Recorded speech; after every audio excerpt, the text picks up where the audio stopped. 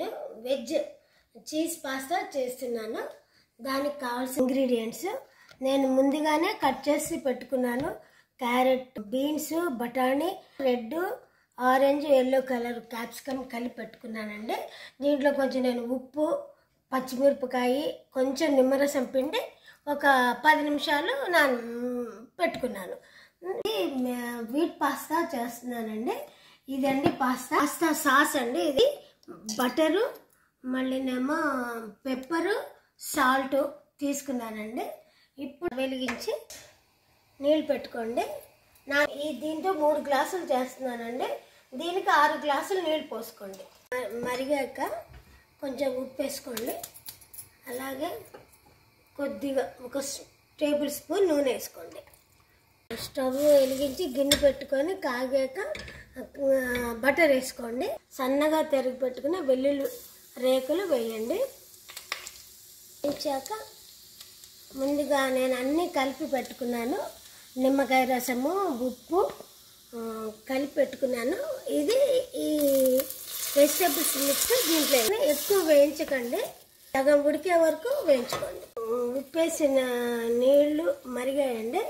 ఇప్పుడు దీంట్లో పాస్తా వేసి 15 నిమిషాలు ఉడకబెట్టుకోవాలి. వేయించుకున్నానండి. 2 పచ్చిమిరకాయలు కూడా వేసానండి. ఇందాక చెప్పడం మర్చిపోయాను. ఉప్పును నిమ్మకాయ పిండాను కాబట్టి నేను పాలు వేస్తానండి. పాస్తాలో పాలు ఇరిగిపోతాయి కాబట్టి తీసి పెట్టుకున్నాను.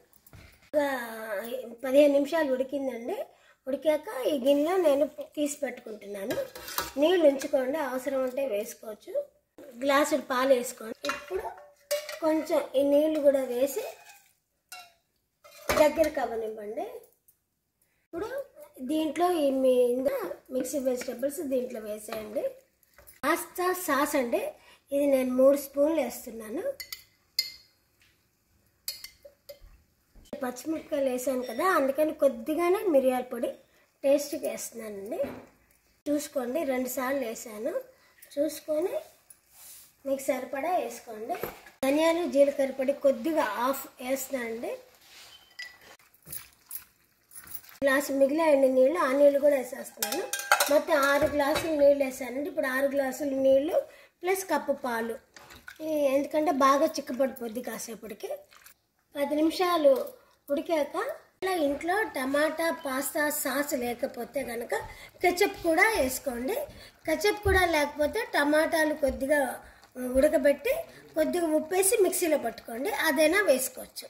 లాస్ట్కి కొద్దిగా కొత్తిమీర చల్లుకొని వేరే గిన్నెలోకి నేను తీస్తున్నాను. ఇలా చిక్కబడిపోద్దండి కాసేపటికి. ఇది మీరు లాస్ట్కి గార్నిష్ ఇలా వేయండి, ఆ వేడికి కరిగిపోద్దండి. అయిపోయిందండి ఎమ్మి పాస్తా. ఈ పిల్లలకి ఎంతో ఇష్టమైన పాస్తా అండి. దీంట్లో నేను పాలు కూడా వేసాను కాబట్టి ఇది పిల్లలకి రిచ్ ప్రోటీన్ అండ్ కాల్షియం కూడా ఉంటుందండి. వెజిటబుల్స్ అన్నీ వేసాను. మీకు కనుక నచ్చితే కనుక లైక్ చేయండి, కామెంట్ చేయండి, షేర్ చేయండి. Thank you.